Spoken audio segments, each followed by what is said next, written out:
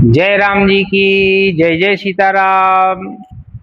आप सभी का सनातनी ओरा चैनल में हार्दिक स्वागत है। श्रावण मास की आज शुरुआत हो चुकी है और श्रावण मास में शिव शंभू महादेव की अर्चना पूजन अर्चना की जाती है। साथ ही श्री शिव जी जिनके परम भक्त हैं श्री हरि विष्णु भगवान, तो इस दौरान श्री विष्णु सहस्त्र नाम का पाठ किया जाए तो भी बहुत ही अत्यंत श्रेयस्कर होता है।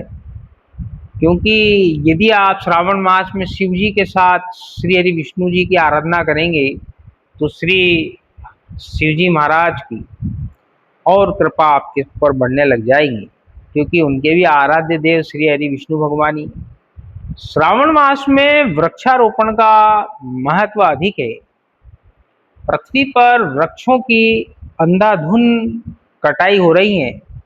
जो विभिन्न सरकारें डेवलपमेंट करती हैं, डेवलपमेंट भी आवश्यक है, लेकिन उसके एवज में इतने पुराने पुराने वृक्षों को काट दिया जाता है जिसकी भरपाई करना संभव नहीं है। और अंततः प्रकृति के प्रकोप से प्रलय भी इसलिए निश्चित है। इसलिए हमारे जितनी भी सरकारें हैं, उनके मंत्री हैं, उनको इस विषय में जरूर गहन अध्ययन करना चाहिए।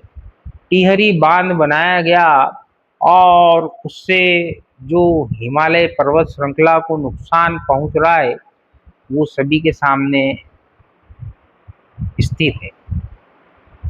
तो मित्रों, मुख्यतः वृक्षारोपण के लिए यदि आप श्रावण मास में बिल्व पत्र और पीपल के वृक्षों का रोपण करते हैं तो उससे आपके पितृ लोग बहुत ही तृप्त होते हैं। और यदि पीपल और बेलपत्र के वृक्ष को यदि किसी पोखर या तालाब के किनारे या नदी के किनारे लगाया जाए तो वह बहुत ही श्रेयस्कर होता है। और जब वो वृक्ष पौधा बड़ा होकर के वृक्ष बन जाता है तो उसके पेड़ से एक एक पत्ता जब जल के अंदर विलीन होता है, जल में गिरता है, तो शास्त्रों की मान्यता है कि एक एक पत्ते के गिरने से आपके एक एक पितरों का तर्पण होता है। और हम देखते हैं कि पतझड़ के मौसम में कई पत्ते गिरते हैं। एक ही दिन में सैकड़ों पत्ते गिर जाया करते हैं और जब वो पत्ते उस जल के अंदर गिरेंगे तो कितने पितरों का आपका तर्पण होगा, इसकी आप कल्पना भी नहीं कर सकते। और पौराणिक मान्यताओं के अनुसार आप स्वयं आपके पितृ भी हो सकते हैं, क्योंकि ये मनुष्य का जन्म तो अभी किसी की मृत्यु हुई तो अगले जीव में जाएगा, मनुष्य से मनुष्य बनेगा, अच्छे कर्म होंगे तो मनुष्य की योनि में ही प्राप्त होगा, और अधिक अच्छे कर्म होंगे तो देव योनि में जाएगा। और जो देव योनि के अंदर जन्म लेते हैं वो तो अपने परिवार का एकदम ही तारण कर देते हैं। जो बड़े बड़े हमारे खानदान हैं, अंबानी अडानी, हमारे नीमच क्षेत्र के भाई साहब, बड़े समाज सेवी अशोक भाई साहब, इस प्रकार के इन लोगों के, इनके परिवारों के कोई ना कोई पितृ लोग किसी देव योनि में प्रविष्ट कर चुके होते हैं। तब वो वहां से उनको इतना आशीर्वाद देते हैं कि जिससे ये समाज में रहते हुए उस समाज का भी उत्थान करते हैं और हर लोगों का भला करते हैं। इसलिए तो इनको समाज सेवी कहा जाता है।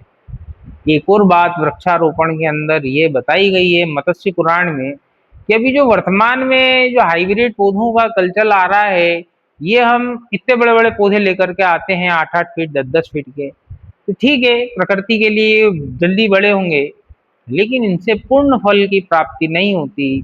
पूर्ण फल की प्राप्ति उससे होती है कि जब आपने उस वृक्ष को उसके बीज से उसको छोटे से बड़ा करा है और उसके उपरांत आपने उसका वृक्षारोपण करा है। आशा है आप लोग मेरे द्वारा यह कुछ कहने का मर्म समझे होंगे। यदि आपको अच्छा लगता है तो लाइक कीजिए, शेयर कीजिए, सब्सक्राइब कीजिए और खूब आशीर्वाद दीजिए। हर व्यक्ति को आशीर्वाद दीजिए, सभी के लिए अच्छा सोचिए, किसी के लिए भी बुरा सोचना ही नहीं। सब अच्छे हैं, सब बहुत अच्छे हैं, सबको आशीर्वाद दें। और जब किसी के ऊपर किसी का अपमान करने का नशा छा जाता है, प्रकृति उसको इंक्रीज करती है। वो इतना अपमान करने में लोगों में मस्त हो जाता है और उसको पता ही नहीं लगता कि किस दिन वो किसका अपमान कर लेता है, उसका पूरा घड़ा भर जाता है और व्यक्ति का सर्वनाश हो जाता है। इसलिए किसी का अपमान ना कीजिए। तो जान करके तो अपमान किसी का करना ही नहीं चाहिए। जिसने जान करके किसी को अपमानित किया है, तब प्रकृति एक एक चीज लिखती है। आशा है आपको समझ में आया होगा। जय जय सीताराम, जय श्री राधे श्याम। भगवान सबका कल्याण करे, विश्व में शांति स्थापित करे। हर हर महादेव।